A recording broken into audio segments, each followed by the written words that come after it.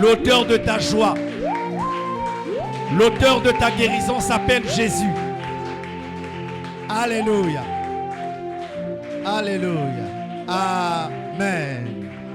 Amen. Aide-moi à saluer ton voisin. Bonsoir et bonne arrivée. Aide-moi à saluer ton voisin. De gauche, de droite, de devant, de derrière. Salue-le, dis, je suis content de te voir.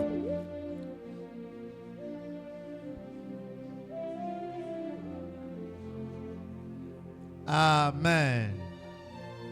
Je peux saluer en Molokituba, en Kikongo, en Lingala, dans le poto. Hein? Si tu as aussi l'English, tu parles l'English, donc il n'y a pas de problème. Amen. Amen, amen. Bon, on dit d'acclamer le Seigneur, puis tu clames, tout fâché. Je t'ai fait quoi? Oh, on dit d'acclamer le Seigneur, puis tu es en train d'acclamer, on dirait quelqu'un te doit ici. Qui te doit? Amen. Alors, bonne arrivée. Merci, porteur de l'arche. Que Dieu vous bénisse. Alors, on va démarrer rapidement pour notre première soirée d'enseignement sur la guérison. C'est une introduction très importante. Et si vous ratez cette première thématique, cette première soirée, ça sera mort pour la suite. Amen. Bonne arrivée. Assieds-toi dans sa présence. Et j'aimerais que, sincèrement, pour les enfants de cette maison, de prendre cet enseignement à cœur. Amen. Dans tout ce qui est cahier, tout ce qui est écrit, écrivez. Prenez la Bible, notez les versets. Vous devez maîtriser cette thématique de sorte que vous pouvez la communiquer à d'autres dans votre maison. J'ai dit qu'il y a deux raisons pour lesquelles je pourrais interdire quelqu'un de se marier. Et je suis en train de parler en face du prochain mariage, le prochain frère qui va se marier. Frère, tu es prêt? Hein? Ah mais oui, Angé, on dirait une hésitation. Tu es prêt ou tu n'es pas prêt? Est-ce qu'on peut acclamer le Seigneur pour le futur marié? Nous sommes en octobre. Déjà, le mois passé. Le mois. Donnez à l'enfant ce qu'il veut au pardon. Seigneur, donne-moi la grâce de créer une crèche pour les enfants, avec écran là-bas.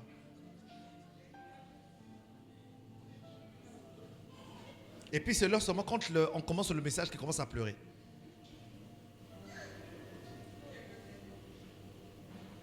Pourquoi il n'y a pas écodime le jeudi, les soirs comme ça là? L'écodime seulement le dimanche. Il faut qu'on règle ça. Amen.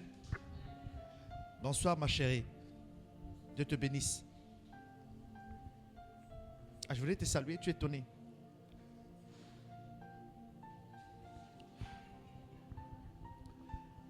Il y a deux raisons pour lesquelles je ne peux pas recommander quelqu'un à se marier. En lisant la parole de Dieu, je me suis rendu compte que le Seigneur prend le temps de préparer ces gens-là. La première raison qui me permet à quelqu'un de le déconseiller à se marier, c'est lorsqu'une personne n'a pas Christ dans sa vie. Écoutez, ne vous mariez pas à quelqu'un qui n'a pas le même culte que vous, qui n'a pas Christ. Est-ce que je parle bien? Même s'il est beau, même s'il a des moyens, même quand il dort, ses lèvres sont roses, en tout cas tout ce que tu veux. Si il n'a pas Christ dans sa vie, tu es mort. Parce qu'il y a un genre de situation que Dieu va vous envoyer dans votre couple, dans votre foyer, qui vont nécessiter en réalité que vous soyez ensemble dans la prière. Il y a des problèmes qui ne vont pas se régler par l'argent, ou par des relations, mais qui vont se régler que dans la prière, si vous deux vous accordez ensemble pour prier. Donc, si vous avez un culte différent, aimez foi. Donc, tu as marié déjà le beau-père entre le fils ou la fille du diable. Donc, tu fais du diable ton beau-père. Propre. J'ai dit, même s'il a moyen, même s'il a l'argent, même si on dit que donc voilà ton papa, donc vraiment c'est le grand nœud, c'est quoi? Non, c'est la famille de Vincent Gomez, mais c'est Vincent Gomez. J'ai dit, s'il n'a pas Christ dans sa vie, tu es mort. Pendant une année, ça sera bon. Pendant 2, ça sera bon. Pendant 5, ça sera bon. Mais par la suite, c'est compliqué. Pourquoi? Parce que la vie chrétienne, le mariage chrétien, le mariage même de manière générale, a d'abord des fondements spirituels. Si vous n'êtes pas en accord avec Dieu, vous vous avez déjà gâté votre mariage pendant que vous vous mariez. C'est la première raison. La deuxième raison, ne vous mariez pas avec quelqu'un qui est blessé à l'intérieur, qui n'a pas fait le travail sur lui. C'est-à-dire une personne qui est détruite à l'intérieur, qui n'a pas fait le travail sur lui. Est-ce que je parle bien? Maintenant, c'est là où ça devient intéressant. Parce que pour connaître quelqu'un qui est blessé, il faut vraiment connaître vraiment quelqu'un qui est blessé. Donc, si vous regardez une personne, parce qu'elle est bien habillée, parce qu'elle est bien maquillée, parce qu'elle est bien choco, ah non, mais tonton là est vraiment, tout le temps il est en costard, en sur-mesure, en machin, et tu ne comprends pas que le fait même de bien s'habiller peut être une couverture, peut être un masque qui cache une blessure. Est-ce que vous savez? Oui. Et je veux que vous compreniez ça. Ce n'est pas un séminaire pour un séminaire, c'est un besoin. Dieu m'a montré le besoin, dit, il faut que tu parles de ça. Raison pour laquelle j'ai pris de mardi jusqu'à lundi, je suis là. Tout le jour, je suis là à 15h. Si quelqu'un veut parler, venez me voir pour parler. Pourquoi? C'est pour votre propre bien. Ce n'est pas un séminaire pour un séminaire, c'est pour que tu sois là. Toi qui commences, termine bien. Prends les notes. À la fin même, viens voir le protocole. Le tableau sera là après la même fin. Viens photographier. Mais avant de photographier, écris d'abord pour que tu comprennes. Est-ce que je parle bien? Est-ce que je parle bien? Acclame le Seigneur si tu comprends ce que je dis. Alors, on va changer une disposition. Esther, viens.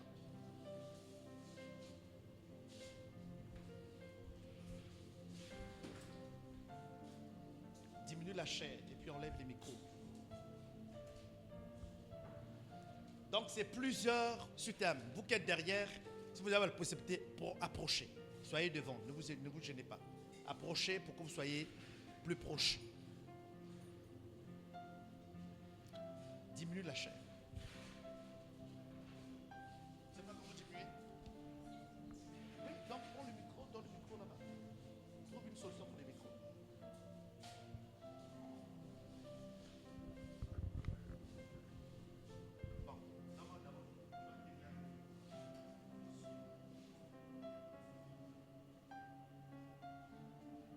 J'aimerais que vous mettiez, que la régie dispose un micro pour la salle, pour m'aider pour la lecture de la parole de Dieu. Donc celui qui sait bien lire et lit à haute voix, alors se prononce. Trouvez-moi les versions de la Bible, parce qu'on va lire la parole de Dieu. On va lire la parole de Dieu. Alors notre thème c'est guérir de ses blessures émotionnelles. Est-ce qu'on peut dire ensemble guérir de ses blessures émotionnelles?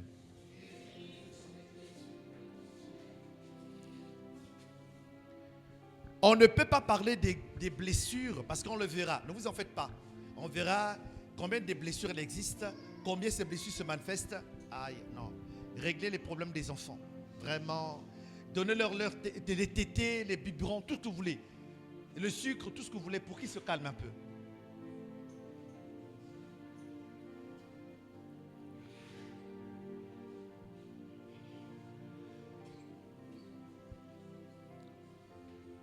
On va voir la nature. Là, c'est un cours introductif. C'est une thématique introductive. Demain, je vais parler des sources des blessures émotionnelles avant de parler des blessures elles-mêmes et de leurs symptômes. Vous allez voir que beaucoup d'entre vous ici êtes blessés, mais vous ne le savez pas. Et rien n'est pire que quelqu'un qui s'ignore. Rien n'est pire qu'un héritier qui s'ignore. Quelqu'un qui est un héritier, qui est en possession d'un patrimoine, qui est en possession d'un héritage, mais qui ne sait pas qu'il est héritier. Mais cette personne-là vivra malheureusement. Donc, tu auras une vie malheureuse que tu ne devrais pas. Parce que tu ignores ce que tu es, tu ignores ta position, tu ignores ton identité et tu vis dans le malheur, dans la médiocrité. Et ça, c'est l'image de beaucoup d'enfants de Dieu qui ne connaissent pas leur position, leur identité en Christ, leur donne droit à quoi? Est-ce que je parle bien? Saint-Esprit, nous te recommandons ces instants. Nous voulons simplement t'entendre de parler. Parle à nos vies. Et pendant que nous serons en train de parler de toi, de ta parole, qu'une onction de guérison se répande dans la salle. qu'une onction de guérison touche un homme, touche une femme. La guérison est possible. On n'a pas besoin de prier pour qu'elle vienne parce qu'elle est déjà là. Elle est là parce que tu es présent. C'est toi l'auteur de la guérison. Guéris et restaure chaque personne ici présente maintenant. Dans le nom puissant de Jésus-Christ de Nazareth. Nous disons ensemble Amen. Amen. Alors, on va aller pas à pas. On ne va pas brusquer. Je prends tout mon temps. Donc, jusqu'à dimanche, jusqu'à lundi, nous parlerons de la guérison des blessures intérieures. Et le lundi 7, nous allons passer vraiment une soirée du Saint-Esprit sur l'aspect de la guérison. Amen. On va mettre vraiment l'accent sur l'onction du Saint-Esprit. Dimanche, pour ceux qui étaient là, on a passé un culte extraordinaire, mais en réalité qui était une suite de vendredi, pour ceux qui étaient là vendredi. Certaines personnes ont été battues du Saint-Esprit, il y a eu des vies qui ont été restaurées, Dieu nous a fait du bien. Amen. Et nous sommes dans cette dimension-là. Mais on ne peut pas parler du Saint-Esprit si on ne croit pas à la guérison, parce que la guérison émane de l'œuvre du Saint-Esprit. Amen. Amen, hein? Amen, amen. Alors, donc ici, la première chose que nous voyons, c'est d'abord de comprendre ce qu'on appelle les blessures émotionnelles. Ce sont les chocs émotionnels. Amen. Vous allez encore découvrir par la suite que les blessures intérieures, ce sont les chocs émotionnels. C'est quoi les chocs émotionnels? C'est ça justement l'introduction de ce cours qui va nous permettre de mieux comprendre. Amen. J'ai besoin de lecteurs, des gens qui vont m'aider à lire la parole de Dieu. D'abord, 1 Thessaloniciens, chapitre 5, verset 23. 1 Thessaloniciens, chapitre 5, verset 23. Le psaume 41, verset 5. Rapidement, les lecteurs de la parole de Dieu. Le psaume 41, verset 5. Ésaïe 58, verset 10. Ésaïe 58, verset 10. Le psaume 23, verset 1 et le verset 3. Et enfin, nous lirons Luc, chapitre 3, chapitre 4, autant pour moi, 18. Alors, le sous-thème de notre première soirée va s'articuler autour de le fonctionnement de l'homme. Parce que pour que vous puissiez attribuer les blessures intérieures, vous devez savoir en réalité à quel domaine appartient les blessures de l'âme, les blessures émotionnelles. Donc, je vais vous faire un cours, je veux résumer. Le premier sous-thème déjà, c'est déjà un livre. J'ai résumé ça pour vous. C'est un des domaines que beaucoup de personnes ne maîtrisent pas. C'est très important de comprendre ça. Est-ce que je parle bien? Que la première personne se lève pour la première lecture. 1 Thessaloniciens 5, 29, voilà. La sœur Mavi. Est-ce que tout le monde peut se lever pour cette première lecture quand même? On va honorer la parole de Dieu. 1 Thessaloniciens 5, 23. Nous lisons la parole de Dieu avec la sœur Mavi. Je lis la parole de Dieu dans 1 Thessaloniciens 5, le verset 23. Oui. Que le Dieu de paix, vous sanctifie lui-même, tout entier, et que votre être, l'esprit, l'âme et le corps soient conservés, irrépréhensibles, lors de l'avènement de lors de l'avènement de Christ. Est-ce qu'on peut dire Amen? L'apôtre Paul est en train de parler de la sanctification, de la purification de l'être humain, de l'homme en Christ, mais en parlant de 3 dimensions que nous avons lues: l'esprit, âme et le corps. L'esprit, l'âme et le corps. Donc l'homme a 3 dimensions. L'homme est tridimensionnel. L'homme est tridimensionnel. Dans la théologie pastorale, on dit l'homme est tridimensionnel, à 3 dimensions. La première dimension de l'homme, c'est l'esprit. La deuxième dimension de l'homme, c'est l'âme. La troisième, c'est le corps. Donc, les 3 dimensions composent l'homme. Tel que tu es là, en réalité, tu as 3 dimensions. Tu as la dimension de l'esprit, tu as la dimension de l'âme et la dimension du corps. Si tu comprends ça, c'est que nous sommes en train d'avancer. Amen. Alors, rapidement, le psaume 41, verset 5. Pendant que le Ésaïe 58 se prépare. Allons-y. Je dis, oui. Éternel, Aie pitié de moi. Aie pitié de moi. Guéris mon âme. Ça c'est David qui parle. Il dit, guéris mon âme. Aie pitié de moi. Guéris mon âme. Aïe, comment une âme peut être guérie si elle n'est pas malade? Si on parle de guérison, là on parle de guérison, c'est qu'il y a maladie. Vrai, faux? On parle de guérison là où il y a destruction. On est d'accord? C'est pas moi qui le dis. David dit, guéris mon âme. Oh, le grand David qui a fait tomber Goliath était aussi malade émotionnellement. Il dit, guéris mon âme. Continue.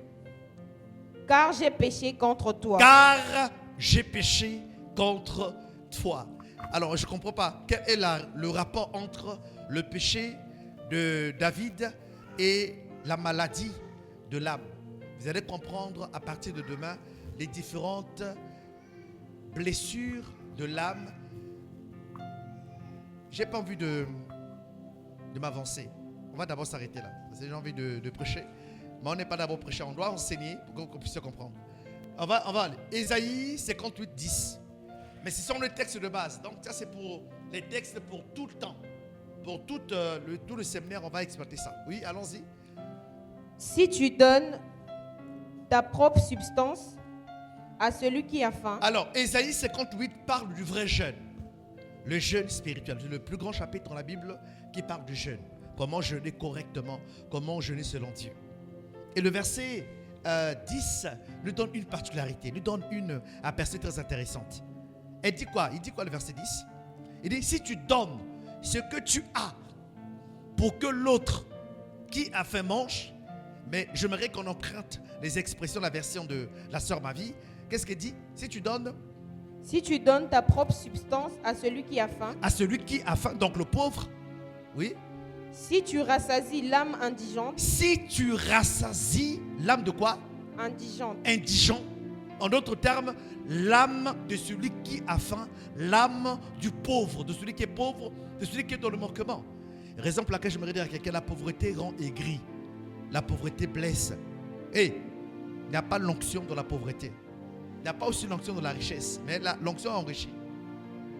Quelqu'un va dire que non, Dieu aime les pauvres. Ça c'est avant, on nous montait, lorsqu'on était de l'autre côté là-bas. Au ciel, Dieu va accueillir les pauvres. Ce n'est pas vrai. Mais dans la parabole du mauvais riche et du pauvre Lazare, il n'est pas question de la position sociale qui fait entrer le pauvre dans le ciel. Non. Donc il n'y a pas l'onction dans la pauvreté. Parce que l'onction rend quelqu'un sorcier. Est-ce que vous savez? Donc quelqu'un n'a pas. Alors quand quelqu'un réussit, vous avez parfois les témoignages qui passent ici, quelqu'un, Dieu a béni la personne et puis on témoigne ici, et puis toi tu n'es pas content. En fait, simplement parce que tu n'es pas béni. Toi, la pauvreté te rend aigri. Et tu peux devenir sorcier inconsciemment. Tu ne sais pas. Répète avec moi, je refuse la pauvreté. Tu vois, même ta manière de parler là, montre que déjà quelque chose manque. Dis avec moi, je refuse la pauvreté.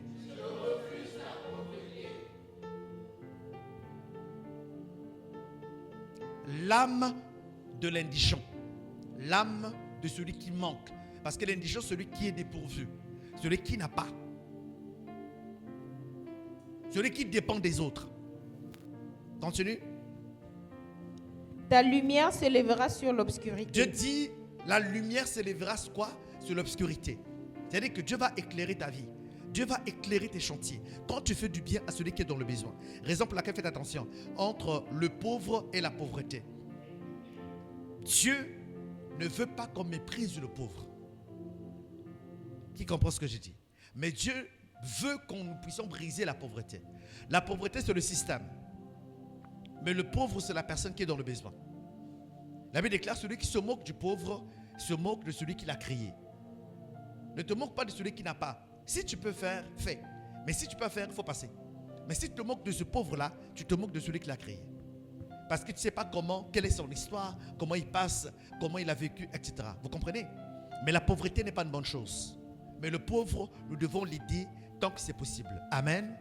Est-ce que je parle bien? Si tu as compris, acclame le Seigneur pour que nous avancions. Alors, le psaume 23, verset 1 et le verset 3, s'il vous plaît.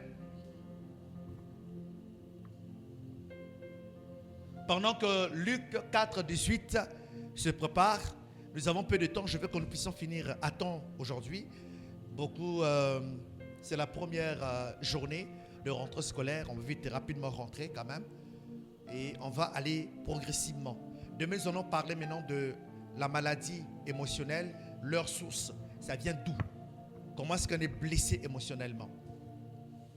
Oui, allons-y. L'Éternel est mon berger. L'Éternel est mon berger. Je ne manquerai de rien. Je ne manquerai de rien. Le divin berger est reconnu par les paroles de notre frère David. Il dit: l'Éternel est mon berger, je ne manquerai de rien. Mais ce n'est pas tout. Il dit quoi? Qu'est-ce qui fait le bon berger? Il me fait reposer dans les verts pâturages. Il me fait reposer dans le vert pâturage. En d'autres termes, il procure la paix à mon âme. D'accord? Mais ce n'est pas tout. Allons-y. Il me dirige près des eaux paisibles. Il restaure mon âme. Il restaure mon âme. En d'autres termes, il guérit mon âme. Il reconstruit mon âme. Parce qu'on ne peut restaurer qu'une chose qui a été tordue, qui a perdu sa forme initiale et qui a besoin d'être remise en état. Vous êtes d'accord? Vous êtes d'accord? Alors, Luc 4, 18.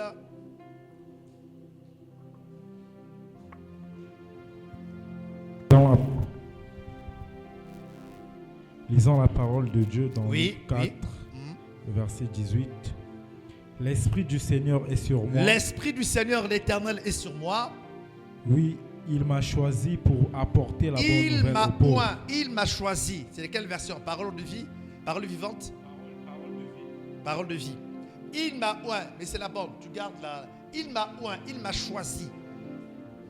Une personne qui est ointe est une personne que Dieu choisit. Il s'est choisi et le mandate. Il m'a choisi quoi? Pourquoi? Pour faire quoi? Pour apporter la bonne nouvelle aux pauvres. Pour apporter la bonne nouvelle aux pauvres. Oui. Il m'a envoyé pour annoncer aux prisonniers. Pour annoncer aux prisonniers. Vous êtes libres. Vous êtes libres. Et aux aveugles, vous verrez clair de nouveau. Et le recouvrement aux aveugles, oui. Il m'a envoyé pour libérer ceux qui ne peuvent pas se défendre. Amen. Ceux qui ne peuvent pas se défendre. Amen. Amen. Donc, on a la version Louis Séguin nous donne l'expression que nous voulons, mais nous comprenez que dans l'onction que le Seigneur a, l'une des actions, l'un des ministères, c'est guérir. Amen. Amen, amen. Alors, nous venons de lire donc les textes de base biblique que nous allons développer au fur et à mesure. Mais pour ce soir, j'aimerais que nous puissions retenir ceci. L'homme a 3 dimensions. Dites comment l'homme a 3 dimensions. Esprit, âme, corps. Est-ce qu'on peut le redire? Esprit, âme, corps. Est-ce qu'on peut le dire une 3e fois? Esprit, amen. Acclame pour toi-même, tu es intelligent. Alors, regardez, mon tableau en réalité a 3 enseignements. Mais j'ai fait 3 enseignements en un. Si tu n'es pas attentif, si tu photographies, que tu montres, la personne qui verra ne comprendra pas. Mais c'est codé. Je vais te montrer. Donc le tableau a 3 enseignements. Le premier enseignement, nous allons voir l'existence et la définition de chaque dimension. Est-ce qu'on peut diminuer le clavier? Diminuer le clavier. Voilà. Nous allons voir premièrement le fonctionnement de chaque dimension de l'homme. D'accord? Et nous allons voir les rôles. Deuxièmement, le rôle de chaque dimension de l'homme. Nous allons voir les pathologies, les maladies, en réalité adaptées à chaque dimension de l'homme. Vous avez compris maintenant? Alors, en parlant de l'esprit, nous comprenons qu'en fait, l'esprit, nous sommes à la première partie, l'esprit représente une relation verticale avec Dieu. Quand Dieu a créé l'homme dans Genèse, la première chose que Dieu a fait, c'est quoi? En formant Adam, il a fait quoi? Hein? Tu as murmuré. Parle. Même si c'est bête, il faut quand même parler. Tu as dit quoi? Non, papa. Elle a dit non, papa. Quelle est la première chose que Dieu a fait en créant Adam? Oui. Non, avant de souffler. Non, vous parlez quatre en même temps. Oui. Non. Attends. Il a fait quoi? Endormi. Il a déjà été créé. Je parle quand Dieu crée l'homme. Il fait quoi? Oui.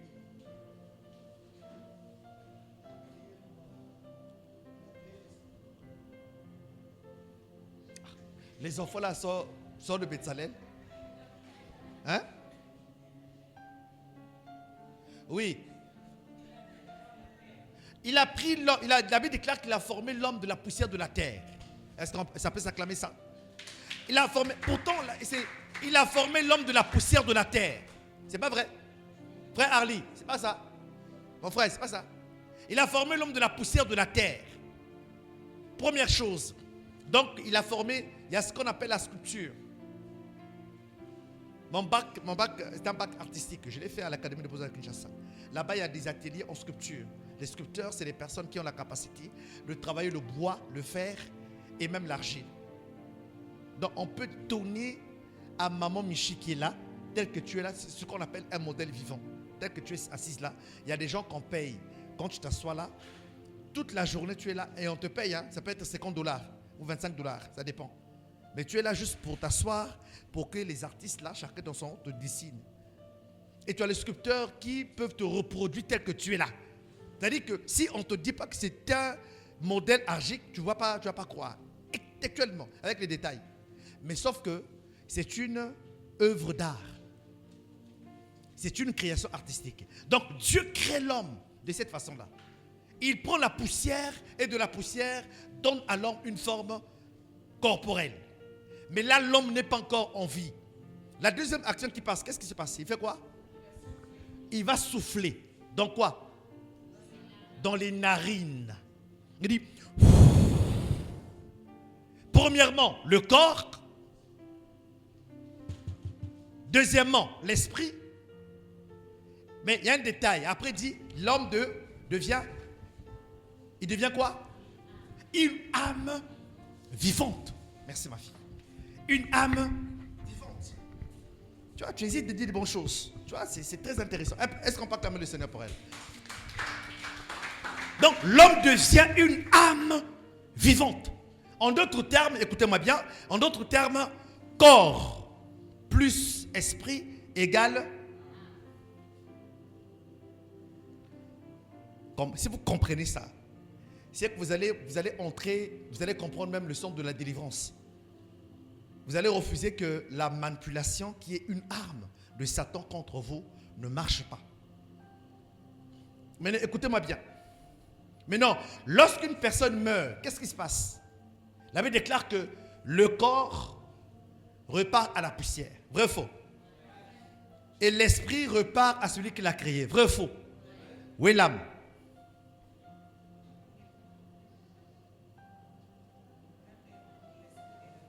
Hein?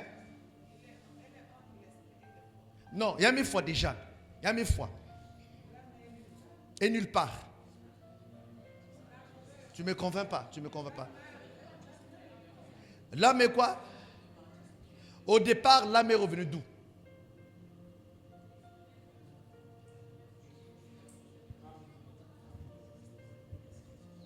C'est ça, ça devient intéressant. Et tu voyez, la connaissance vous choque là.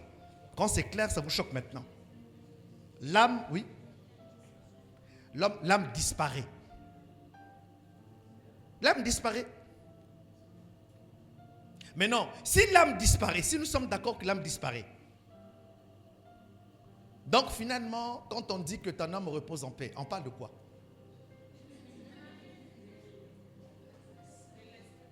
Hein? En réalité, vous allez comprendre que l'expression ton âme repose en paix, en réalité n'est pas affectée à l'âme, devait être affectée à l'esprit. Vous savez pourquoi? Parce que c'est l'esprit qui sera jugé. Ce n'est pas l'âme.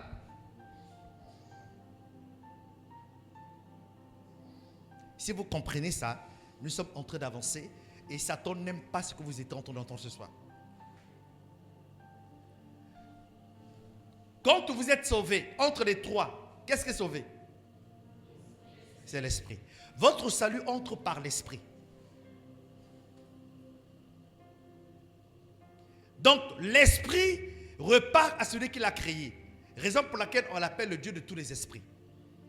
Mauvais, méchant, il est le Dieu de tous les esprits. Est-ce que vous comprenez ça? Maintenant, de tous les esprits, l'une des fonctions, regardez, l'une des fonctions de l'esprit, vous allez comprendre tout à l'heure, on va comprendre que l'une des fonctions des esprits, c'est la mémoire. La mémoire, il y a la mémoire dans l'esprit. Est-ce que vous voyez? Vous allez comprendre tout à l'heure la mémoire. Alors, je reviens. L'esprit, premièrement, l'esprit représente une relation verticale avec Dieu. Raison pour laquelle dans Jean 4, 14, il est écrit, Dieu est esprit et ceux qui l'adorent doivent l'adorer en esprit et en vérité. Le culte en réalité, ce n'est pas un culte physique, c'est un culte spirituel, par l'esprit. Raison pour laquelle, depuis jeudi, vendredi, nous avons parlé ici de la prière en langue. On a compris que prier en esprit veut dire en réalité se connecter au Saint-Esprit pour expérimenter une autre dimension de la prière verbe. Parce que la prière n'est pas un verbe, n'est pas parler. Mais c'est une dimension de se connecter à Dieu, être en communion avec lui. Pourquoi? Parce que Dieu est esprit. Amen. Maintenant, au niveau de l'âme, c'est quoi l'âme? L'âme représente la dimension intérieure. La dimension représente autant pour moi la relation intérieure avec soi-même. C'est ce que tu es à l'intérieur, que l'autre ne peut pas savoir. Pour connaître ton âme, il faut un spécialiste. Moi, je peux connaître quelqu'un par son âme. Quand je t'écoute, pendant 5 minutes, pendant 10 minutes, 15 minutes, je peux décrire ce que tu es dans ton âme. J'ai appris ça, c'est mon travail. En tant que pasteur, c'est fait partie de mes certifications de pouvoir écouter les gens et de pouvoir les comprendre plus qu'eux-mêmes et de les aider à s'épanouir. Et les enfants là, il faut donner tété, il faut le donner le tété, vibrant. Est-ce que vous comprenez? L'esprit représente une relation verticale avec Dieu. L'âme représente une relation interne avec vous-même.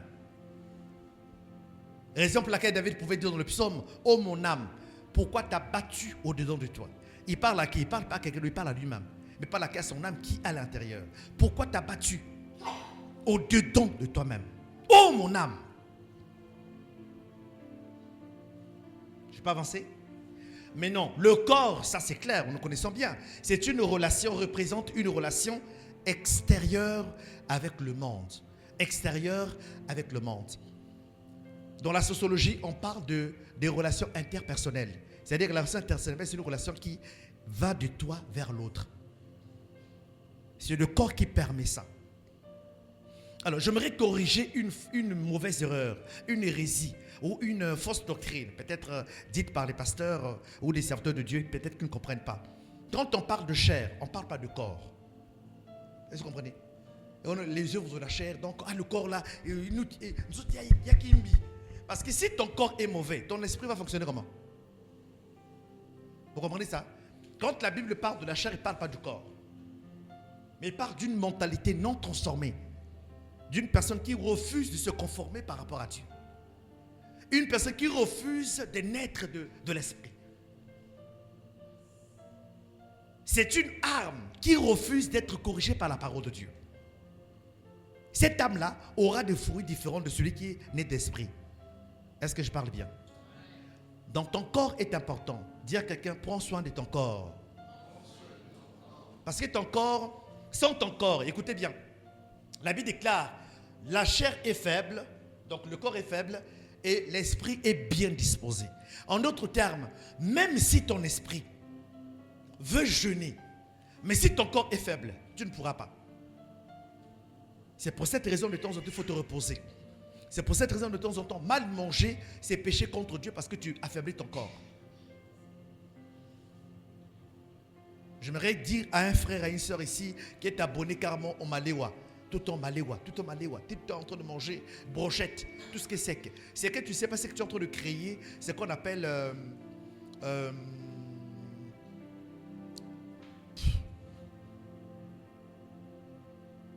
constipation.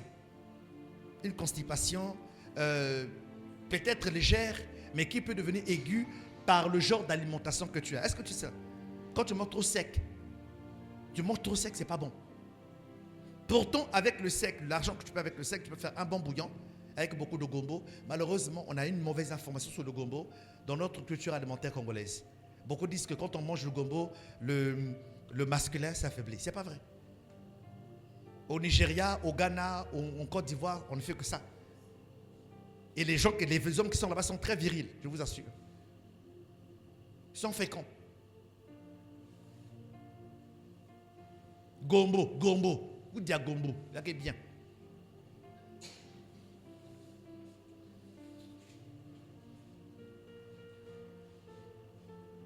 Et puis il y a les piments. Moi, on m'a dit que non, le piment, ça rend malade. Il y a Wapi. Demandez les Ghanéens. Il y a un Ghanéen dans la salle. Donnez-moi un Nigérian.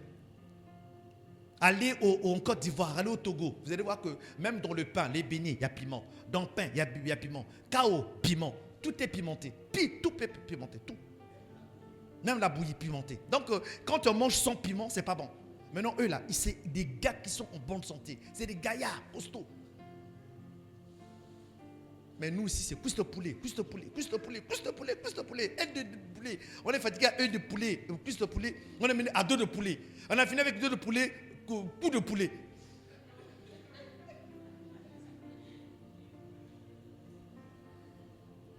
Raison pour laquelle je suis en train de dire vraiment, pour ceux qui vont se marier maintenant, Yako, vraiment tiad. Vos soeurs là que vous voulez vous marier là. Quand elle prie beaucoup, quand elle chante beaucoup à l'église, elle prie beaucoup en langue là. C'est bien. Mais vérifie bien qu'elle s'est préparée. Sinon, tu rates lundi, cuisse de poulet. Mardi, cuisse de poulet. C'est l'autre forme. Donc, lundi, cuisse de poulet grillé. Maintenant, mardi, cuisse de poulet, il y a bouillon. Et puis, elle dit... donc, mardi, cuisse de poulet. Mercredi, cuisse de poulet. Vendredi, cuisse de poulet. Et puis, si elle a changé un peu, jeudi, elle de poulet. C'est moins cher, ça arrange les choses. Mais sauf que ça détruit ton corps et Dieu en a besoin. Répète avec moi, Dieu a besoin de mon corps. Amen. Je suis en train de parler de ça pour que vous compreniez que l'une des causes des maladies physiques est liée au régime alimentaire. On mange très mal. On mange très très mal.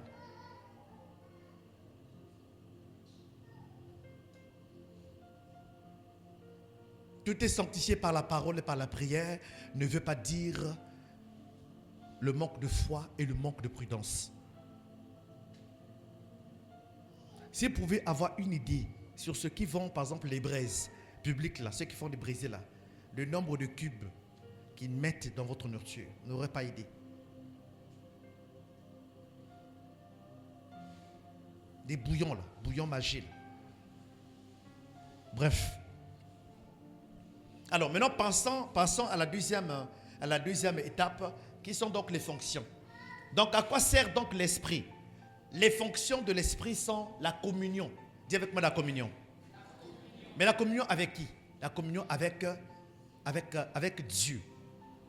C'est quoi la communion avec Dieu? La communion avec Dieu, c'est quand tu pries. C'est quand tu pries. Quand tu pries en langue, quand tu pries naturellement. Quand tu adores, en réalité, tu es en communion avec Dieu. Mais c'est par ton esprit. C'est la fonction de l'esprit. Ce n'est pas ton âme, ce n'est pas ton corps, mais ton esprit. Raison pour laquelle l'apôtre Paul, dans le livre de Romains, dit « L'esprit rend à notre esprit le témoignage que nous sommes enfants de Dieu. » Il rend témoignage à mon esprit que je suis enfant de Dieu. Amen. C'est la communion. La deuxième fonction de l'esprit, la conscience. Dis avec moi la conscience. La conscience, c'est quoi? Qui comprend par conscience? C'est quoi la conscience? C'est quoi la conscience?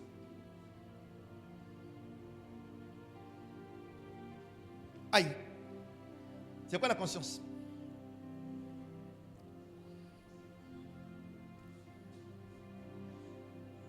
Dans le mot que j'ai mis là, c'est compliqué. Vous ne comprenez pas. Pour moi, j'ai résumé ça. Mais on dirait que, chérie, c'est compliqué. Je dois m'adapter à vous. Ne vous en faites pas. Je ne me moque pas de vous, mais je dois m'adapter. C'est quoi la conscience?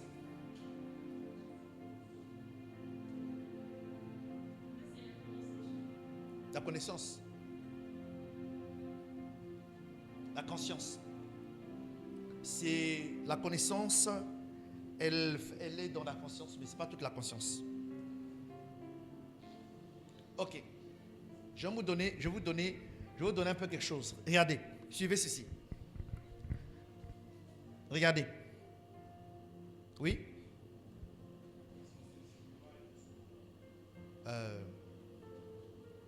Ça vient d'où ça?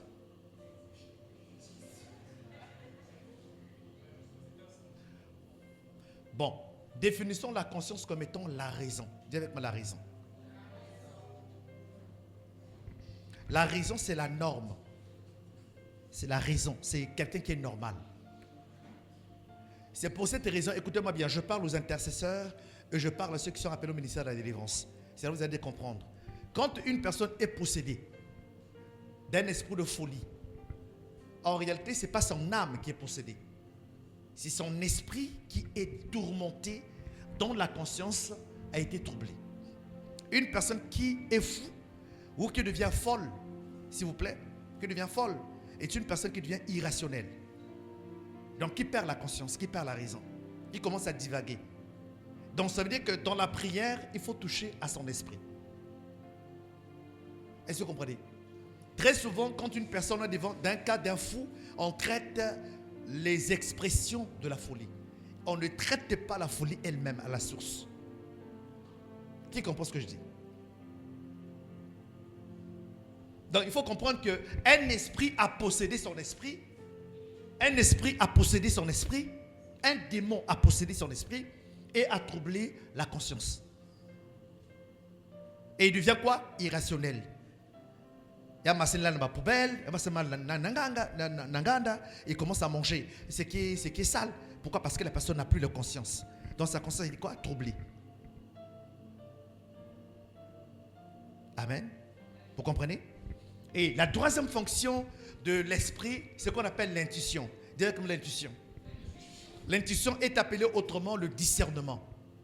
Le discernement, c'est la capacité de pressentir, de connaître et de comprendre la source de ce qui se passe. Ça veut dire quoi? Ça veut dire que là où nous sommes là assis, quelqu'un peut pressentir que Dieu est là. Alors en réalité, c'est l'intuition de l'esprit. Tu peux arriver quelque part où tu sens que tu peux avoir fleuré l'odeur de la mort. Est-ce que vous savez que la mort a une odeur? Mais une odeur spirituelle. Quelqu'un qui a une dimension d'intuition aiguë peut sentir l'odeur de la mort.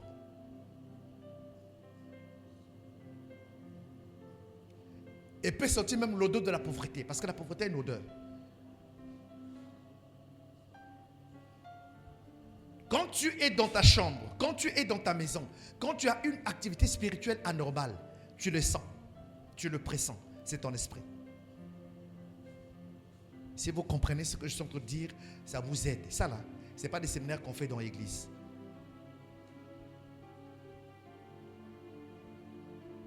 Amen. Le temps est en train d'avancer, je vais aller rapidement. Maintenant, au niveau de l'âme, l'âme a trois fonctions importantes. La première fonction, c'est la volonté. Dis avec moi la volonté. Quand tu décides d'aller à l'église, en réalité, c'est ton âme qui prend cette volonté et ton corps exécute. Mais qu'est-ce qui influence ton âme? Ça peut être ton esprit régénéré ou ton esprit assombri encore. N'oubliez pas que jusqu'ici, je suis en train de parler aux enfants de Dieu dont l'esprit a été éclairé. Maintenant, imaginez à quelqu'un dont l'esprit n'a pas été éclairé, qui n'a pas de relation avec Dieu. Cette personne a l'esprit obscurci. Raison pour laquelle l'apôtre Paul dans le livre d'Éphésiens parle de mort. Réveille-toi, toi qui dors, réveille-toi d'entre les morts et Christ t'éclairera. En fait, on parle, réveille-toi d'entre les morts, on parle de l'esprit qui est endormi. Raison pour laquelle j'ai dit qu'il y a deux raisons pour lesquelles je ne vais jamais encourager quelqu'un à se marier. La première, c'est lorsque ton conjoint n'a pas Christ dans sa vie. Pourquoi? Parce que son esprit est assombri. Il peut être beau, il peut être d'une bonne famille, il peut avoir des possessions, mais s'il n'a pas Christ dans sa vie. Et ce n'est pas certain qu'après le mariage, qu'il se convertisse. Je dis, ce n'est pas vrai. S'il ne convertit pas avant le mariage, il ne va pas se convertir dans le mariage. Et raison pour laquelle le mariage est la mauvaise méthode d'évangélisation. On n'évangélise pas quelqu'un pour le marier.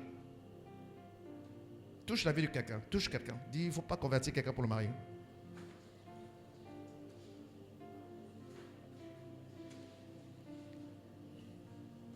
Mais si tu ne parles pas, il faut parler à Darren. C'est ta voisine là. Dali, parle à Prigana. Ne te marie pas avec quelqu'un que tu n'as pas converti. Prigana, parle à Dali. Parce qu'elle-même, toi on connaît au moins pour toi. Elle, on ne connaît pas encore.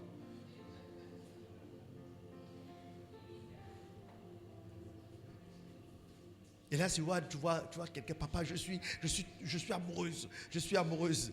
Amoureuse, il y a nani. Il y a nani tété. Raison pour laquelle j'ai dit à mes enfants, je vous dis, consommez local. Mangez ici seulement.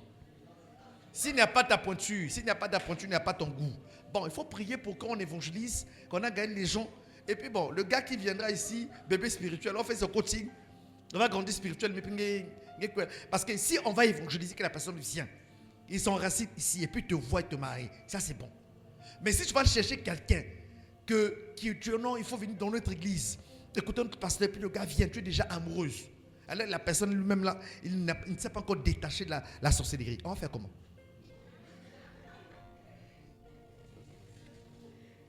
Et puis tu veux l'évangéliser. Oh non, papa, il faut le suivre, non? Papa, il faut le suivre.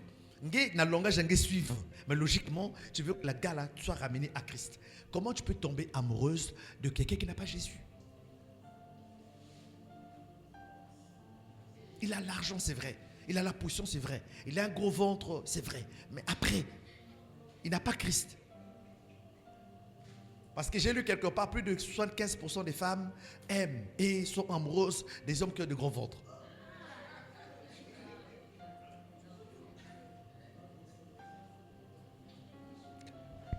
Raison pour laquelle j'ai dit aux frères, ayez de gros ventre. Votre maman regarde mal ici. Elle-même, elle me met sous régime pour que le ventre là ne sorte pas trop. C'est compliqué. Pourtant, je jeûne, mais c'est pas faire de jeûner même. Pourquoi tu ris, Esther? Celui qui va rire aura un mari avec un gros ventre. Celle qui va rire.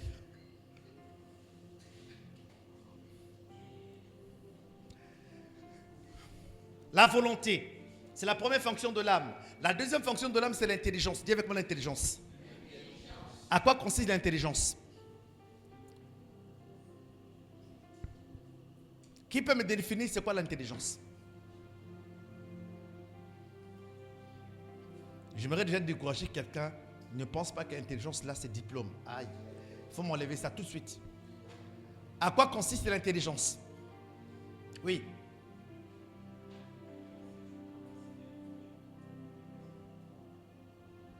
Hey Yann, tu as quoi ce soir même?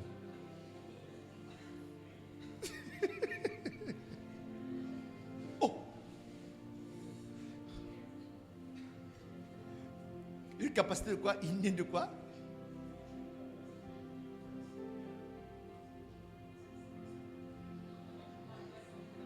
C'est quoi l'intelligence? Oui, frère.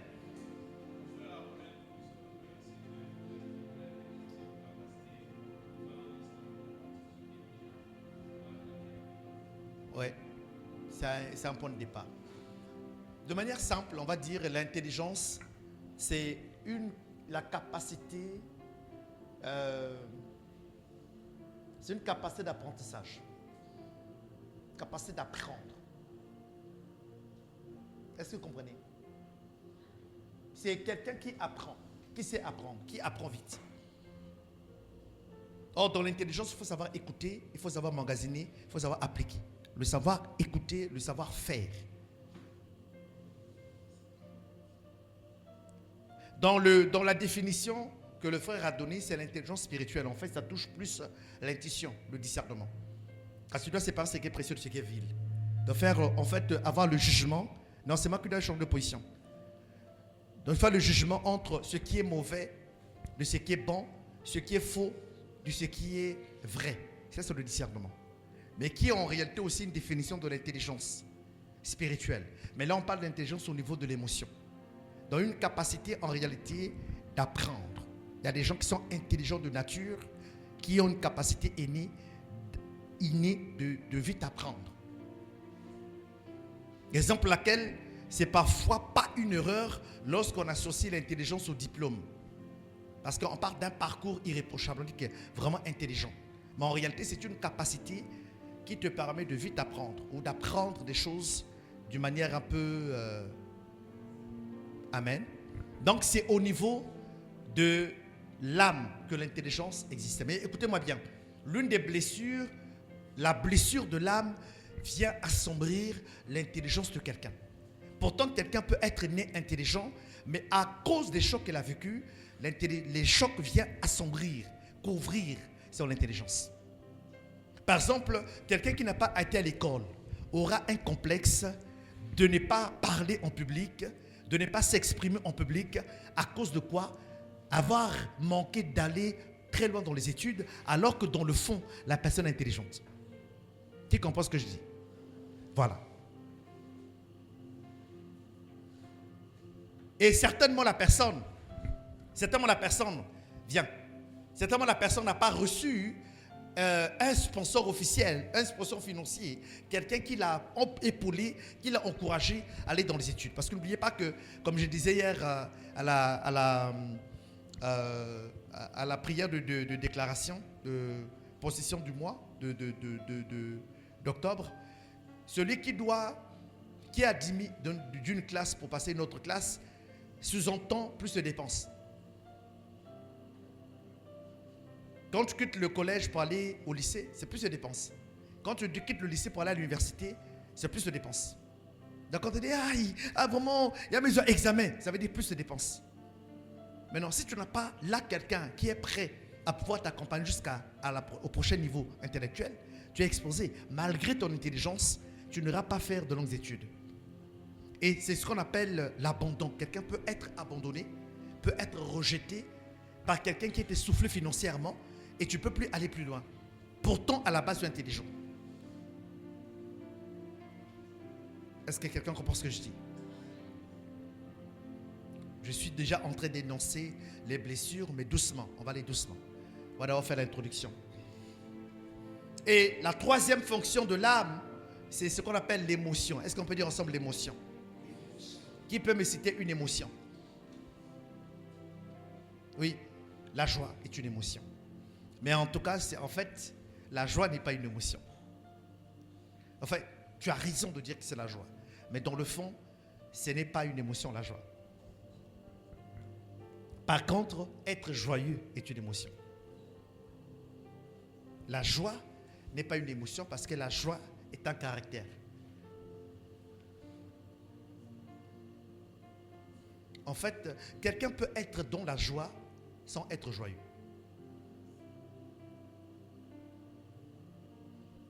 Maman me dit, oh, comment? Quelqu'un peut être dans la joie sans être joyeux. Parce que ce qu'il faut comprendre, c'est que si la joie est une émotion, c'est que c'est une mauvaise définition de la joie. Parce que la joie est un caractère. Maintenant, l'expression de la joie, c'est être joyeux. Ça, c'est une émotion.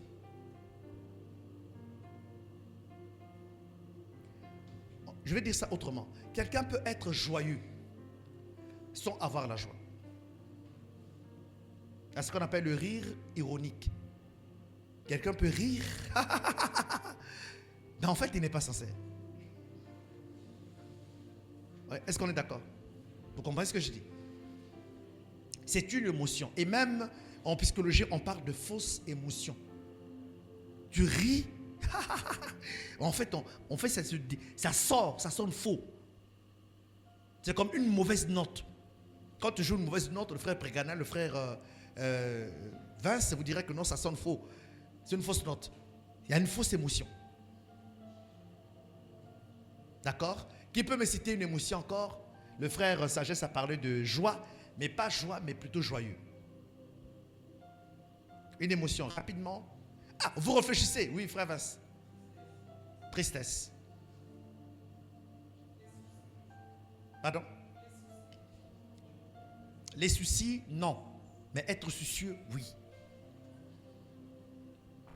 Tu as compris maintenant? Les soucis, ce n'est pas une émotion.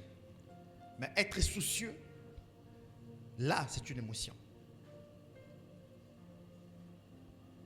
Vous me comprenez, non? Yikaka.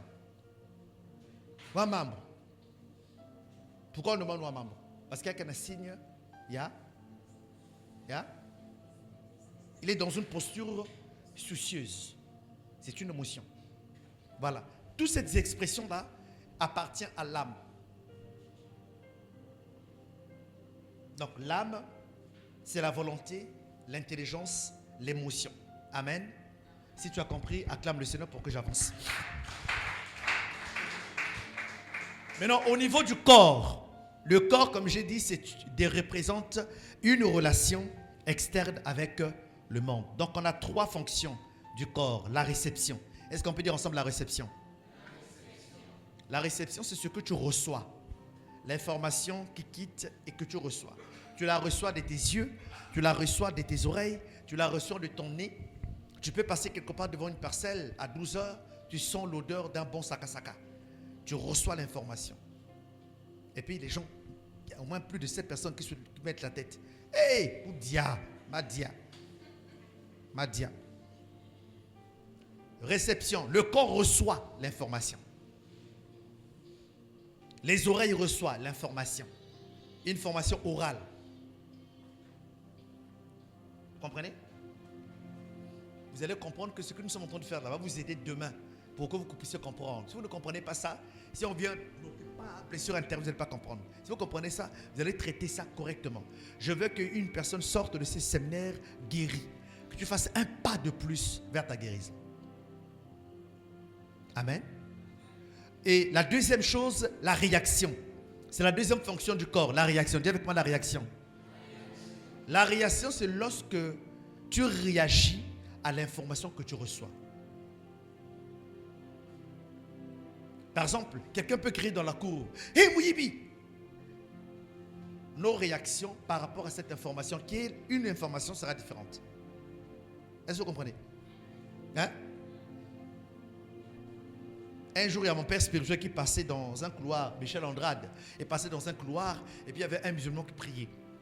Il passe comme ça, il a vu un musulman qui prie, et puis il revient. Et puis il dit, « Hé serpent !» Parce que le musulman a pris le tapis et a taillé. C'était une blague. Il a quoi? Il a réagi à une information, mais il a réagi quoi? À sa façon. Donc les réactions sont souvent propres à chacun. Maintenant, ce qu'on appelle l'expression. Est-ce qu'on peut dire ensemble l'expression? L'expression, c'est comment tu exprimes. C'est ce qu'on appelle l'expression non verbale. Par exemple, pendant que je vous parle, je peux décrire vos expressions. Les expressions sont différentes.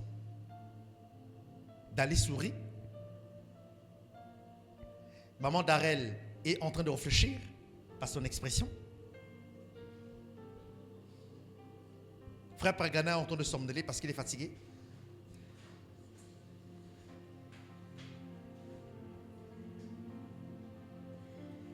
Vous comprenez? Les expressions sont différentes. Princia est gênée, mais elle ne manifeste pas le rire. Elle est gênée parce qu'on a parlé de Prigana tout à l'heure. C'est une expression. C'est vrai ou faux? C'est vrai ou faux? Sois honnête. C'est vrai ou faux? Quand on parle de Prigana, il veut que ce soit de le bon sens. J'espère que quand on finit après le culte là, tu le fais la guerre. J'en ai vraiment pas comportement. Il faut les avissianes. Hein? Il a changé vraiment. Moi, je fais ça pour toi de temps en temps. Amen. Écoutez-moi. Donc ici, le corps a 4 expressions. On a quoi? La vue. Est-ce qu'on peut dire ensemble la vue? L'ouïe, l'odorat, le toucher et le goûter. C'est quoi le goûter? C'est quoi l'odorat? C'est quoi le toucher? Lui, la vue. Ok. Comment? Ok, on va terminer maintenant par la nature pathologique adaptée à toutes les dimensions de l'âme. Vous allez comprendre pourquoi je suis en train de donner ici. Quand vous lisez 1 Corinthiens chapitre 12, à partir du verset 6 jusqu'au verset 8, on parle de 9 dons manifestations Saint-Esprit. Et lorsqu'on arrive au niveau du don des guérisons, dans beaucoup de versions, c'est au pluriel. Ce n'est pas une erreur. Don des guérisons. Vous avez remarqué? Qui a fait attention? Don des guérisons au pluriel. On parle de plusieurs guérisons. En fait, les guérisons là s'adaptent, le pluriel s'adapte aux plusieurs types de maladies. Alors, vous allez comprendre que la personne qui a le don de guérison ne guérit pas seulement le corps. Parce que la promesse de guérison en Jésus-Christ ne concerne pas seulement le corps. Ça concerne en réalité les trois dimensions de l'homme. C'est là où ça devient intéressant. Pourquoi? Parce qu'il y a des maladies de l'esprit qu'on appelle les maladies spirituelles. Est-ce que vous savez ça? Oui, il y a des maladies de l'esprit. C'est pour cette raison, quand vous êtes malade, même une fièvre, la première chose, la première réaction, ce n'est pas de prendre le paracétamol. C'est de répondre pourquoi je suis malade. De comprendre la source de la maladie, parce que la probabilité, c'est quelque chose spirituel. Et très souvent, une personne qui est en désaccord avec Dieu, qui ouvre la porte au péché, l'une des oppressions qu'il reçoit, c'est que son corps ne se porte pas bien. Mais la source, elle est spirituelle. Qui comprend ce que je dis?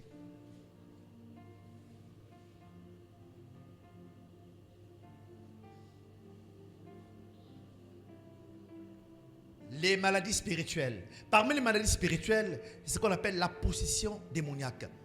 Quand on doit délivrer quelqu'un, on délivre une personne par rapport à son esprit.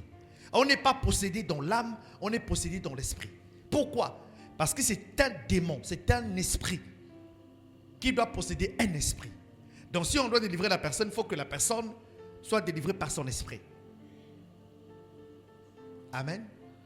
Mais non, il y a une erreur qu'on fait dans les délivrances, que je vis traditionnellement. C'est quand une personne a été délivrée. C'est comme une maison chargée, comme celle-ci. Dans la porte, vous ouvrez la porte et vous entrez dans la maison pour chasser, pour laver, nettoyer la maison. Donc l'esprit de la personne pour que les démons sortent. Il y a deux détails qu'on oublie. Le premier détail, c'est que l'esprit qui déménage de votre esprit, de votre maison, en fait, il ne sort pas pour abandonner l'espace. Est-ce que vous savez ça? Non! Il sort pour aller chercher cet autre esprit plus fort que lui. En d'autres termes, le renfort. Dis avec moi le renfort. Ils n'abandonnent pas. Donc, quand quelqu'un est délivré, gloire à Dieu, et puis on fait de louanges. Comprenez que l'esprit qui est sorti, si l'esprit est vraiment sorti, l'esprit est allé chercher des esprits plus forts que lui. 1 heure après, 1 jour après, 1 semaine après, 1 mois après, ils reviendront, mais plus en force. Et la deuxième erreur qu'on fait, c'est que quand on a ouvert la porte, on oublie de la refermer.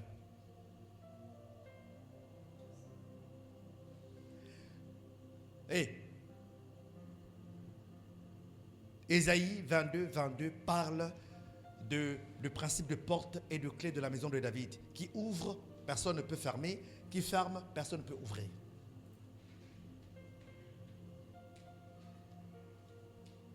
Est-ce que je parle bien? L'autre détail, c'est lorsque une maison a été lavée par la délivrance, nous déclarons à l'esprit de sorcellerie, libère. Voilà. La sorcellerie, c'est aussi l'esprit. Quand une personne est ensorcelée et initiée, c'est l'esprit. Quand tu ne dors pas et puis tu ne fais pas des rêves, voilà, c'est ton esprit au niveau de la communion qui est assombri. Ça veut dire que Dieu n'est pas la seule personne à occuper ton esprit. Il a une rivalité chez toi avec un esprit démoniaque de la sorcellerie de ta famille. Mais qu'est-ce qu'il faut faire? Lorsqu'on a sorti l'esprit, il faut le remplacer par quoi? Par le Seigneur. Souvent, on libère l'espace de l'esprit de la personne guérit. Bon, il y a comme délivrer quoi nangue. C'est une erreur. Parce qu'il faut que l'esprit soit occupé par quoi? Par la lumière qui est Jésus. Et on oublie très souvent de faire accepter le Seigneur à la personne qui a été délivrée. Qui comprend ce que je dis?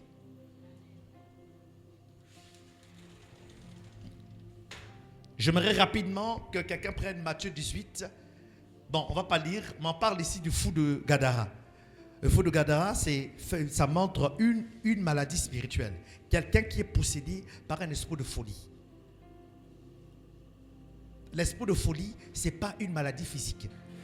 Ça peut avoir une expression physique, mais la base est une position spirituelle. Amen. Et la deuxième, au niveau de l'âme, il y a ce qu'on appelle les maladies émotionnelles. Les maladies émotionnelles, c'est ce qu'on appelle être tourmenté, manquer de paix. Manquer de paix, par exemple, la culpabilité, les soucis. Et c'est là qu'on va focaliser notre séminaire dès demain. Ici, là. Quelqu'un peut être intelligent, mais être né dans un environnement familial, social, scolaire, entrepreneurial, mais avoir été choqué par un événement, mais cet événement-là pousse à la personne d'être résilient, c'est-à-dire de se renfermer. Ah, pourtant quand il grandissait, il parlait, mais là depuis là, il ne parle plus. C'est un choc émotionnel. Ou même la personne est devenue moins travailleur, surtout les enfants à l'école. À l'école, les enfants peuvent être influencés par leurs camarades. L'influence des camarades peut être un choc qui les empêche à mieux travailler dans les résultats. C'est un détail que beaucoup de parents ne connaissent pas. Les gens qui ont grandi, par exemple, sans leur mère et leur père dans la même maison. Les gens qui ont grandi avec un seul parent dans la maison. Vous souffrez de blessures. Et à découvrir ça. Des gens qui sont nés, qui ont grandi dans les maisons où leurs parents ont été absents. Tu as grandi avec ta tante, avec ton oncle, vous avez été blessés. Il y a des chocs qui ont eu lieu. Vous avez été élevé par votre oncle, votre tante. Il y a des blessures. Vous avez perdu les parents plus tôt. À un jeune âge. Vous êtes orphelin. Voilà, vous êtes blessé. Et ces blessures-là, quand elles ne sont pas traitées, ça absorbe votre capacité initiale à devenir ce que vous devez être. En d'autres termes, votre destinée est assombrie. Tu peux prier, tu peux atteindre un potentiel, mais tu aurais pu aller plus loin si tu avais compris que tu as une blessure que tu dois guérir, un choc que tu dois traiter. Est-ce que je parle bien?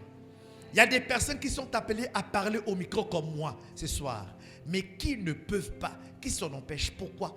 Parce qu'ils ont vécu des choses dans leur passé qui leur prouvent que je ne peux pas parler devant tout le monde. Ils n'ont pas confiance en eux. Ils ont peur d'être jugés. Est-ce que je parle bien? Et donc, dans Jean 8, 1 à 11, on nous parle de la femme qui a été surprise en flagrant délit d'adultère. Ce que vous ne savez pas, c'est qu'on ne parle pas beaucoup de cette femme-là. On parle beaucoup de Jésus et de ceux qui l'ont amenée devant Jésus. Mais est-ce que vous savez que cette femme-là a été victime d'une blessure? On l'a surpris dans une affaire personnelle, on l'a pris en public et on l'a transporté, on l'a amené devant Jésus pour qu'elle soit jugée. Qui peut me dire c'est quelle blessure? Ah, si tu trouves, celui qui trouve, je fais une offrande. C'est quelle blessure? Non. C'est émotionnel, mais c'est quelle blessure? Oui. L'humiliation. Est-ce qu'on peut acclamer le Seigneur pour elle? Tu auras tout à l'heure ton cadeau. Donc l'humiliation. Elle a été humiliée. Elle a fait mal, ça c'est vrai. Elle aurait voulu que ce soit traité autrement, mais pas de cette façon-là. Et toute personne qui est exposée à l'humiliation va développer une attitude. Va développer quoi? L'un des signes, c'est la résilience. Elle aura peur de se confier. Elle aura peur de parler de ses problèmes à quelqu'un. Pourquoi? Parce qu'une fois dans sa vie, elle a été humiliée. Elle ne veut pas que ça revienne. Donc elle va se cacher. Donc toutes les souffrances qu'elle aura vécues, elle ne pourra pas les partager avec quelqu'un. Même parler à un pasteur, parler à quelqu'un, ça sera très difficile. Parce qu'il y a 3 personnes à qui on ne devrait pas cacher son secret. Vous savez? La première personne, c'est le pasteur, un homme de Dieu. La deuxième personne, c'est son médecin. C'est lui qui te traite, qui doit connaître ton état. Si tu as sida, il doit savoir. Si tu as suicide, il doit savoir. Concert, il doit savoir. La troisième personne, c'est qui? L'avocat. Si tu as un problème de te défendre, tu n'as pas d'autre choix que de dire réellement si c'est toi qui as tué ou si c'est toi qui n'as pas tué. Les avocats sont réputés pour délivrer les coupables. D'ailleurs, même c'est quand tu es coupable même que ça devient très intéressant. Quand tu n'as rien fait là, c'est pas croustillant. Pour que ce soit croustillant, il faut que tu sois coupable. Et puis lui a prouvé que, par l'expérience qu'il a là, il n'a pas fait. Et puis on te sort et dit oui, je suis quelqu'un. Aux États-Unis, les avocats qui sont dans le mangement, c'est pas français, hein? C'est français ivoirien, mais c'est ceux qui sont dans le mangement, qui mangent jetons. Et c'est des avocats qui délivrent les criminels. On dit, lui, prison à perpétuité. Et puis l'avocat prend le dossier. Moi, je vais traiter ça. Il va sortir dans 5 ans. On dit, c'est pas possible. Et puis, il joue le jeu. Et puis, il sort avant 5 ans.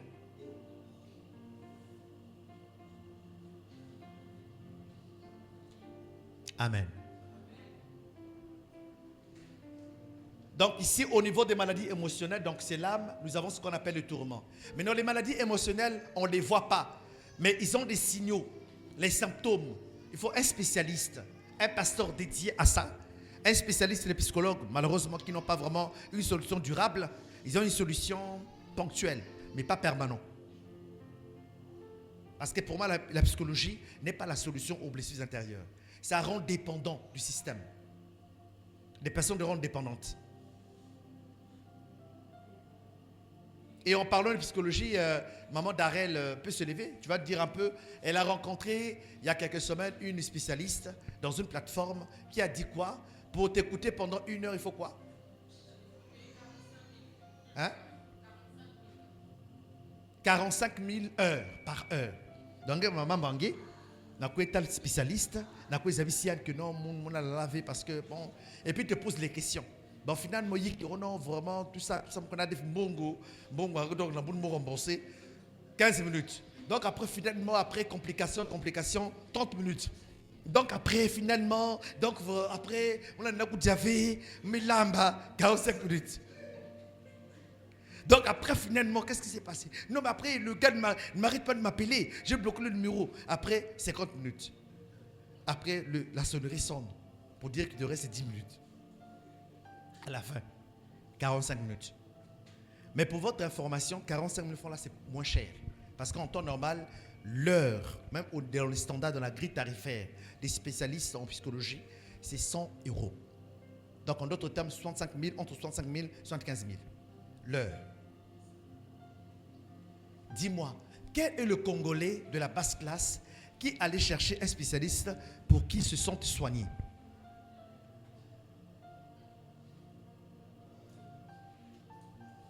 Vous avez compris maintenant? Mais sinon, si vous êtes attentif, quand on va faire ce séminaire-là, vous allez comprendre que tous les Congolais sont malades. Et les Congolais sont malades. Mettez-vous les veaux au portail, même à la fin, mettez-vous au portail. Et puis, quelqu'un passe. Et vous êtes là, dit, bonjour monsieur, bonsoir. Il dit, qui?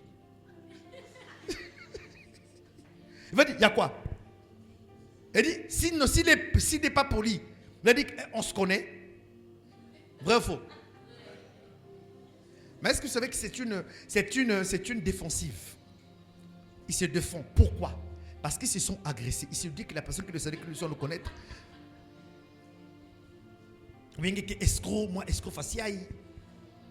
Ou bien peut-être moi fou, peut-être moi espion. Est-ce que tu n'es pas un policier en civil? Voilà. Ça montre que le Congolais, de manière générale, est malade. Mais non, écoutez-moi bien. Le Brazzavillois est plus malade que le Pontenegrin. Mais je vous informe.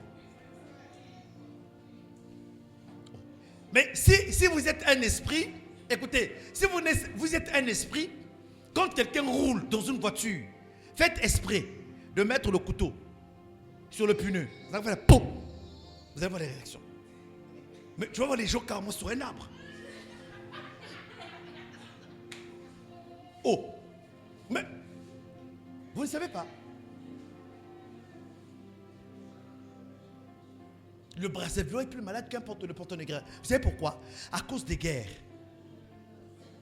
À cause des guerres, écoutez-moi bien, à cause des guerres, parce que le vécu des guerres à Brazzaville est bien différent à Pointe-Noire. Il y a des gens qui sont là depuis 1997 qui ne veulent plus repartir à Brazzaville. Ils sont traumatisés. Mais écoutez-moi bien, il y a aussi le niveau social. Tout à l'heure, j'ai fait exprès d'appeler 3 personnes à Brazzaville. Vous savez pourquoi? Je voulais prendre un peu la température de comment s'est passée la rentrée. Mais la rentrée au niveau de Brazzaville est catastrophique par rapport à Pointe-Noire. Il y a un voisin qui est allé déposer son enfant à l'école. Un voisin, dans une école privée. Dans la classe, ils étaient 3. Son enfant, c'est le 3e enfant. Donc lui, il s'est découragé. Il repartait avec son enfant. 3 enfants dans la classe. École privée, pas publique. La deuxième personne m'a dit que je suis parti, je suis revenu, mais je n'ai pas remarqué une activité scolaire, des enfants qui sont en tenue avec enthousiasme qui vont à l'école. Je n'ai pas vu ça. L'école principale de leur quartier. Je suis un observateur missionnaire, ça m'intéresse. Parce que je veux adapter la réalité culturelle et sociale au message que nous sommes en train de prêcher. Donc, vous voyez, une condition comme la rentrée scolaire, à Pointe-Noire, on la vit différemment par rapport à Brazza. Pourquoi? Parce que les standards sociaux sont différents. Au niveau de Brazzaville, politique. Et c'est l'État là-bas. Quand ça ne n'est pas payé, c'est mort. Il y a des choses où ça se paye, où ce sont des VIP. À Pointe-Noire, il y a autre chose.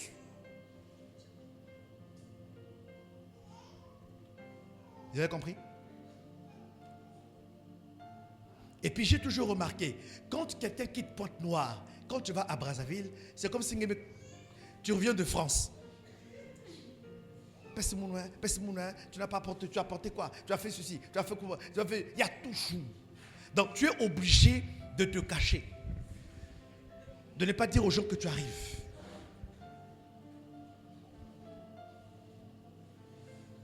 Tu viens à Pointe-Noire, c'est comme si c'est toi qui vas à la mer là-bas acheter les poissons. Ou non, tu ne vas pas prendre le poisson sali. Et des makwala. Mon frère, je ne vais pas tout le temps apporter les makwala toute fois que je viens. Makwala qu'elle veut. Crevette qu'elle veut. Macabre qu'elle veut. Mais quand tu quittes Brazzaville, quand tu viens à Pointe-Noire, il n'y a pas quelqu'un qui te demande quelque chose de là-bas. Vous n'avez pas remarqué? C'est ce qu'on appelle des blessures émotionnelles généralisées. Le Congolais est malade. C'est juste pour vous prouver ça. Et même dans les fêtes, j'ai remarqué, quand quelqu'un fait un mariage ou un anniversaire, les invités de Brazzaville qui vont dans les mariages là, vont toujours avec un sac.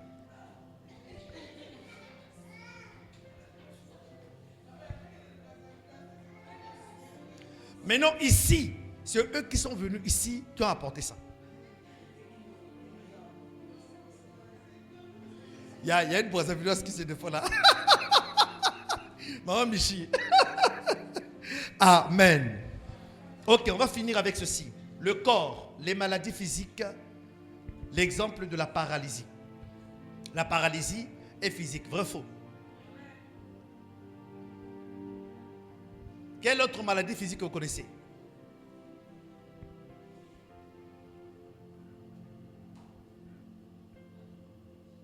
Pardon? Pardon? Le palu, c'est une maladie physique? Tu as une maladie physique, le palu? Ah, Armella dit que ce n'est pas physique. Est-ce que le palu est une maladie physique? Oh. Oui, non ou un peu? C'est physique ou c'est pas physique? C'est physique. Moi aussi, je fais des systèmes là. C'est physique. Sagesse, que Dieu te bénisse. Quelle maladie physique encore? Céphalée.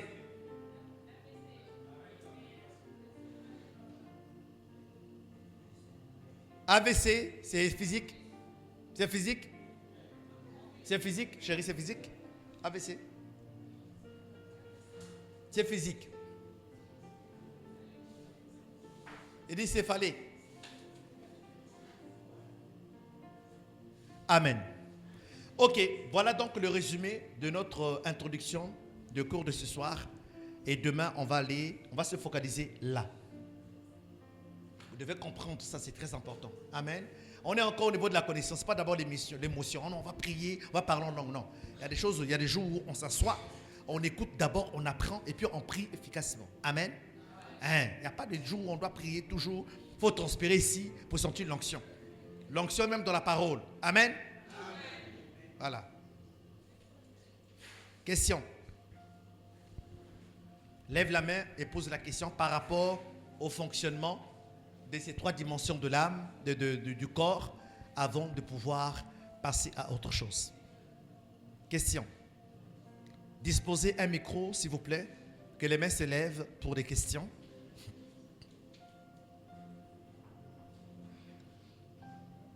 Donc, si vous avez un Android, prenez la photo, parce que demain, on va effacer pour présenter un autre schéma pour que nous puissions avancer. Donc demain, pour ceux qui vont comprendre le schéma de demain, c'est pour ceux qui sont là ce soir.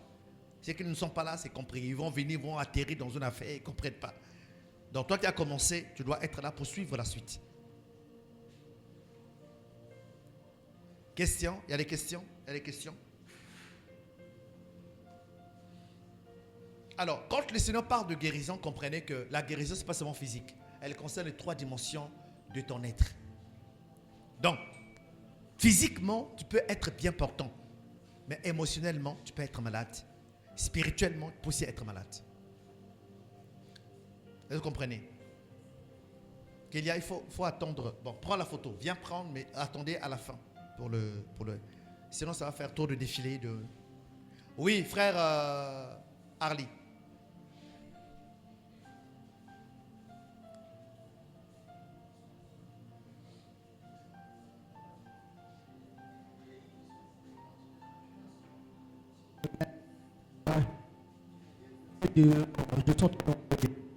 D'accord?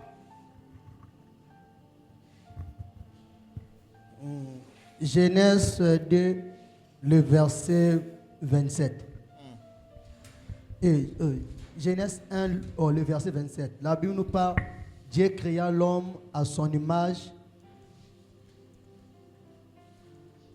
Et Genèse 2, le verset 7, la Bible nous dit, l'Éternel Dieu forma l'homme. Je comprends, quand on parle de créer, c'était pas d'abord l'esprit. L'esprit n'a pas été créé dans le verset dont tu parles. Quand on dit l'Éternel créa l'homme, c'est un projet. Quand on dit créons l'homme à notre image, c'est pas à ce moment-là que l'homme a été créé. Quand on dit créons l'homme à notre image, tout projet comporte d'abord toute réalisation, tout projet comporte toujours un plan. D'accord?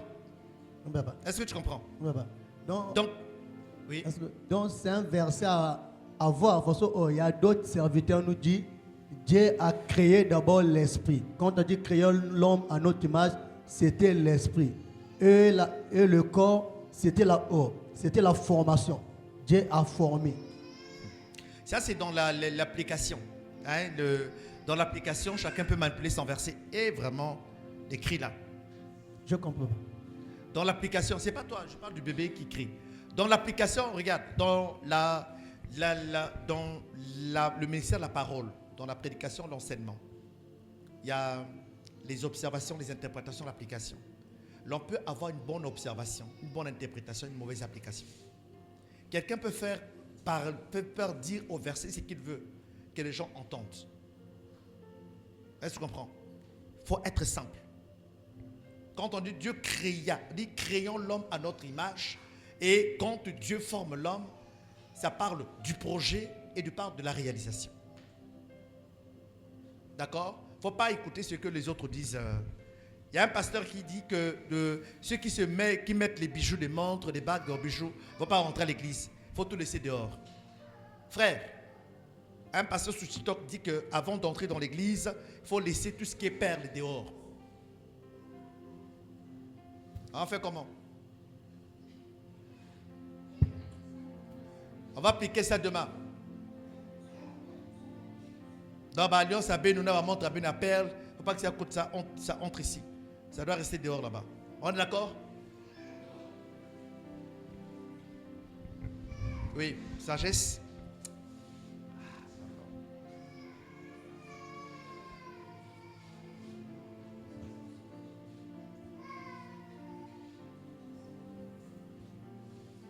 Bonsoir, bonsoir. Bonsoir, frère. Vous avez dit que l'âme, une des fonctions de l'âme, c'est l'émotion. Et avant, certaines personnes étaient conditionnées. On leur disait que l'âme, c'est le cœur. Quand il y a des soucis, on ne met pas trop par rapport au cœur. Et j'aimerais savoir si c'est vrai ou si c'est faux. Ça, c'est bien, c'est une très bonne question. Alors, la médecine parle du cœur, mais la Bible aussi parle du cœur. Mais en réalité, dans la Bible, quand on parle du cœur, il est question de l'âme. D'accord? Quand on parle du cœur, bibliquement parlant, il est question de l'âme. C'est le fonctionnement de l'âme. Donc, il faut plutôt définir le cœur. Il faut définir l'âme comme le cœur par rapport à la Bible. D'accord? Donc, quand on parle des soucis, tout ce qui est soucis, en réalité, touche le cœur. Quand on parle du cœur, on parle de l'âme. On prend ça comme ça. Simplement, le cœur, c'est l'âme. Ou le cœur, c'est une autre définition de l'âme. Merci beaucoup. Sois à l'aise, hein? Sois à l'aise avec ça. Beaucoup. Ça, c'est en fait, médicalement parlant, le cœur est un organe. Spirituellement parlant, le cœur, c'est l'âme. Ça t'aide? Ok, mets la main sur ton cœur, répète avec moi. Il reste une question? Quelqu'un a une question? Mets la main sur ton cœur. Pendant un temps,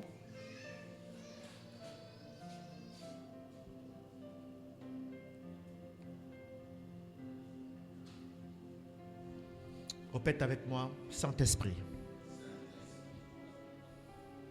Esprit de guérison. Prends soin de moi. Esprit de guérison. Prends soin de moi. Guéris mon esprit, mon âme et mon corps de toute maladie. Guéris-moi. Délivre-moi. Restaure-moi.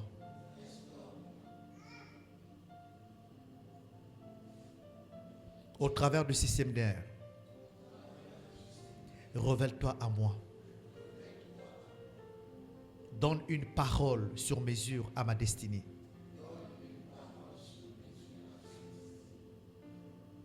Je veux être guéri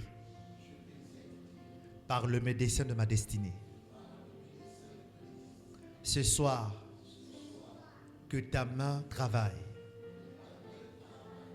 Que le travail commence. Dans le nom de... Élève ta voix et commence à dire merci au Seigneur. Commence à dire merci à Dieu.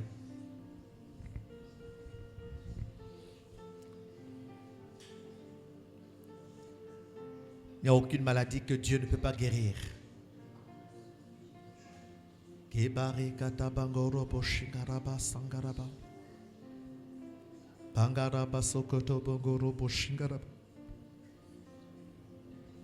Kabaya baba baba baba bangoro boshakata baba baba baba baba yi.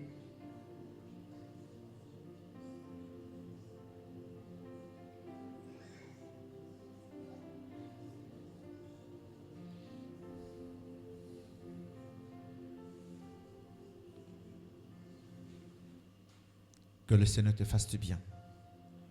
Au nom de Jésus. Amen. Amen. Acclame le Seigneur.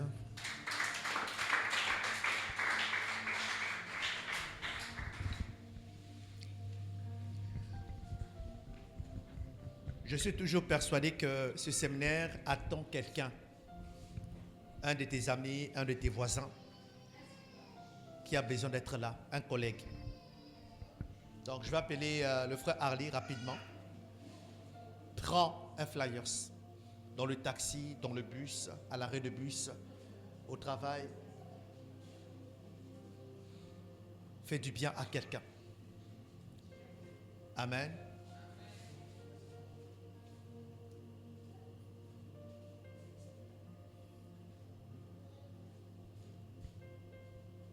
Demain, nous allons nous focaliser sur, à partir de l'âme, puisque nous savons maintenant quelle est sa place et quelle est sa fonction. Nous allons entrer maintenant dans les sources des maladies. Ils allons parler maintenant des blessures après et comment guérir de ces blessures. Amen, amen. Donc, le frère Harley nous aide pour le dispatching. Invite un voisin. Il y a la version virtuelle dans votre WhatsApp. Balancez-le. Ou là, à quelqu'un que vous connaissez qui a besoin. Faites un suivi. Les flyers se sont imprimés pour que nous puissions... choses. Invitez le bailleur, invitez le locataire, le voisin, invitez votre chauffeur, le professeur de votre enfant. Invitez-le. D'accord. Ne gardez pas ça sur vous pour garder la photo de papa. Si quelqu'un a besoin de la photo de papa, venez me voir. Mais ça, ce n'est pas pour garder à la maison ou mettre sur le mur. Si j'ai besoin de ma photo, viens, je pourrais sélectionner une meilleure photo de papa.